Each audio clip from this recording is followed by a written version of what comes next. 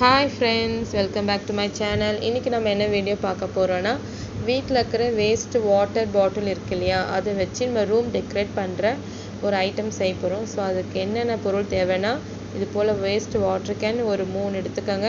அதுக்கப்புறம் நம்ம ஒட்டுறதுக்கு க்ளூ கன்னு, clue stick, அதுக்கப்புறம் டெக்கரேட் பண்ணுறதுக்கு கலரில் இருக்கிற தெர்மாகோல் பால்ஸ் வந்து கடையில் விற்கிது. பேக்கெட் வந்து 5 rupees தான்.